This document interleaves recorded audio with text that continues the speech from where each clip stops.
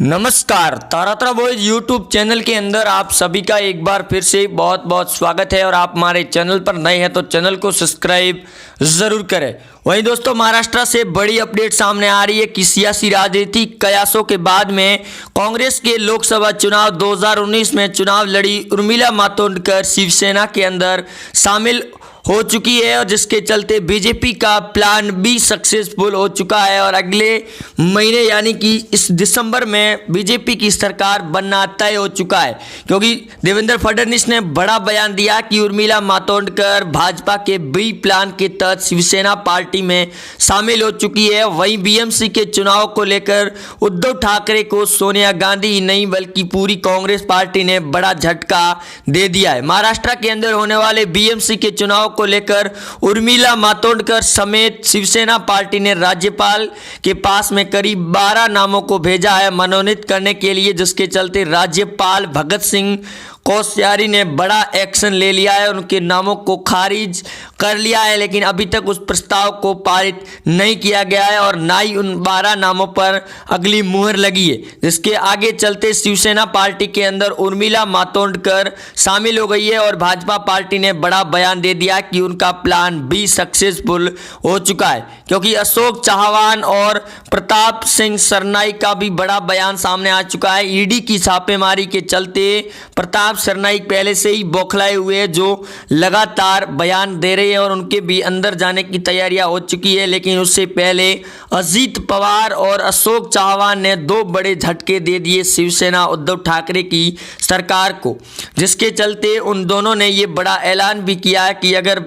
महाराष्ट्र की सियासी राजनीति में अगले 1 सप्ताह तक अगर ऐसा ही चलता रहा तो जल्द ही महाराष्ट्र में सरकार गिरेगी। लेकिन उर्मिला मातोंडकर जो 2019 के अंदर कांग्रेस पार्टी से महाराष्ट्र से चुनाव लड़ी थी लोकसभा के, लेकिन उनकी करारी हार के बाद में शिवसेना पार्टी ज्वाइन करने का बयान सामने आ गया, जिसके चलते कांग्रेस पार्टी ने भी शिवसेना पार्टी से एमबीए गठबंधन तोड़ने की बात कह चुकी है। क्योंकि अभी बीएमसी के चुनाव को लेकर कांग्रेस पार्टी ने अलग से हर सीट पर चुनाव लड़ने का फैसला लेकर शिवसेना और एमबीए गठबंधन को तगड़ा झटका दे दिया है। महाराष्ट्र की सियासी राजनीति के उलटफेर मचने के बाद में भाजपा पार्टी लगातार उनके खिलाफ ऑपरेशन चला रही है। और दोस्तों, अगर आप भी चाहते हैं कि महाराष्ट्र के अंदर उद्धव ठाकरे की सरकार तानाशाही दिखा रही है तो वीडियो को लाइक और कमेंट बॉक्स के अंदर अपना ओपिनियन जरूर लिखें। लेकिन उर्मिला मातोंडकर के शिवसेना पार्टी ज्वाइन करने के बाद में अब बड़ा उलटफेर दिखाई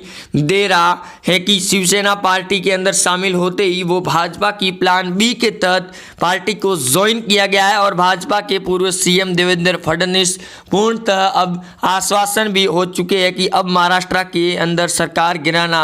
बड़ा सरल नजर आ रहा है, क्योंकि कांग्रेस पार्टी पहले से ही बगावत कर चुकी है और अजीत पवार और अशोक चव्हाण ने पहले ही बड़ा बयान दे दिया है। और ईडी और सीबीआई की लगातार छापेमारी देखने को मिल रही है। सुशांत सिंह राजपूत को लेकर भी दोस्तों बड़ी अपडेट है कि सीबीआई ने जांच पूर्णतः जांच बंद करने के कगार पर है, क्योंकि पिछले 4 महीनों से सीबीआई को अभी तक कोई बड़ा सबूत नहीं मिला है। हालांकि सुशांत सिंह के इस केस की जांच करते ड्रग्स कनेक्शन के कई बड़े राज खुलकर सामने आए हैं, जिसके अंदर सीबीआई नहीं बल्कि एनसीबी की टीम लगातार इसकी जांच कर रही है। और कई बड़े बॉलीवुड सेलिब्रिटियों पर अरेस्ट और उनके साथ पूछताछ भी की जा चुकी है। लेकिन सुशांत सिंह राजपूत को लेकर जो कुछ मुंबई पुलिस ने बयान दिए थे वैसे ही बयान सीबीआई की तौर पर नजर आ रहे हैं। हालांकि ड्रग कनेक्शन में कई बड़े लोगों से पूछताछ ही नहीं बल्कि अभी भी उसका केस आगे तक चल रहा है और छानबीन जारी है, मुंबई के अंदर ही नहीं बल्कि गोवा से लगाकर कई बड़े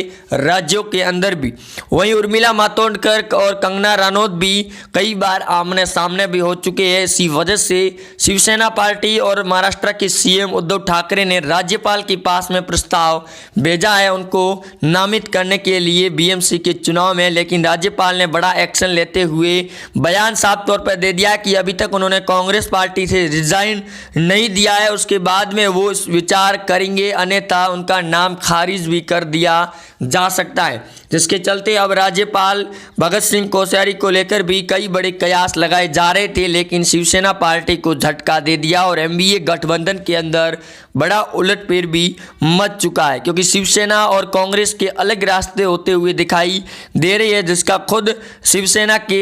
मंत्री आदित्य ठाकरे ने बड़ा बयान दिया था। क्योंकि 1 साल पूरा होने के बाद उन्होंने आज तक को दिए इंटरव्यू के दौरान उन्होंने इस बात को भी माना है कि महाराष्ट्र एमवीए गठबंधन की सरकार यानी महाविकास आघाड़ी में एनसीपी और कांग्रेस के बीच में काफ़ी ज़्यादा विवाद दिखाई दे रहे हैं। हालांकि कांग्रेस के बयानों के बाद में शरद पवार ने भी कई ज़्यादा एक्शन और नाराज़गी भी जाहिर की थी, लेकिन अब जो उर्मिला मातोंडकर प्लान बी के तहत शिवसेना के अंदर शामिल हुई है, उसके अंदर अब बीजेपी पार्टी का बड़ा ऑपरेशन सरल नज़र आएगा महाराष्ट्र में सरकार को बड़ा झटका देने के लिए। लेकिन राज्यपाल से लगातार उद्धव ठाकरे भी मुलाकात कर रही है भगत सिंह से, लेकिन भगत सिंह भी इतने बड़े एक्शन लेते हुए नज़र आ रहे हैं और पिछले समय में भी उन्होंने बड़े एक्शन भी लिए थे। जब उद्धव ठाकरे की कुर्सी पर आकर तलवार अटक गई थी, उस समय भी करीब 4 प्रस्ताव को उद्धव ठाकरे के नामित करने के लिए ठुकरा भी दिए गए थे, जो विधान परिषद के चुनाव के अंदर दिखाई दिए थे, जिसके बाद में भी उद्धव को कई ज़्यादा झटके लगे थे। तो उसके बाद में राज्यपाल के द्वारा नामित किया गया था और अब भी ऐसा ही कयास लगाया जा रहा है कि उर्मिला मातोंडकर कांग्रेस पार्टी के अंदर लोकसभा चुनाव 2019 के चुनाव में करारी हार के बाद वो अब शिवसेना पार्टी को ज्वाइन कर रही है। और उर्मिला मातोंडकर ने यह भी बयान दिया है कि उनके चुनाव लड़ने के बाद कांग्रेस पार्टी में वो शामिल हुई थी, लेकिन जो कांग्रेस का कार्य था उससे वो खुश नज़र नहीं हुई। इसकी वजह से उन्होंने शिवसेना पार्टी को ज्वाइन करना ही सही समझा है। और हाल ही में जिस प्रकार से महाराष्ट्र में कंगना रनौत के द्वारा दिए गए बयानों को लेकर भी उर्मिला मातोंडकर ने कई बड़े सवाल और कंगना रनौत को भी जवाब और उनकी निंदा भी की थी, जिसके बाद में कंगना ने उनकी पूरी तरह से खींचाई शुरू कर दी गई थी। वहीं एनसीबी की टीम सुशांत सिंह राजपूत को लेकर ड्रग्स कनेक्शन में जांच लगातार जारी है और अर्णब गोस्वामी और उद्धव ठाकरे भी एक बार फिर आमने सामने होने की कगार पर है, क्योंकि जहां एक और उद्धव ठाकरे के सरकार शिवसेना में जहां कांग्रेस और सोनिया गांधी एक तरफ हो चुकी है, दूसरी ओर दिल्ली के अंदर और पंजाब के अंदर चल रहे कृषि नए बिल कानून को लेकर और जो फिलहाल में लागू किए गए हैं उनके विरोध में किसान आंदोलन हो रहे हैं जो अनिश्चितकालीन है। उसके अंदर अब टुकड़े टुकड़े गैंग भी आ गया है और काफ़ी ज़्यादा लोगों को भड़काने की कोशिश भी की जा रही है, लेकिन उसके अंदर जो टुकड़े टुकड़े गैंग के लोग सामने नज़र आ रहे हैं वही लोग जो शाहीन बाग के अंदर पिछले वर्ष भी नज़र आए थे, जब एनआरसी और सीएए पर लागू किया गया था, उस समय भी वो लोग नज़र आए थे। और वैसे अब वो वापस किसानों के अंदर लौटकर वापस आ गए हैं और किसानों को भड़काने की साजिश रच रही है मोदी सरकार के खिलाफ में। दूसरी ओर हैदराबाद के चुनाव में आज चुनाव होने वाले और इस दौरान योगी आदित्यनाथ और के अपनी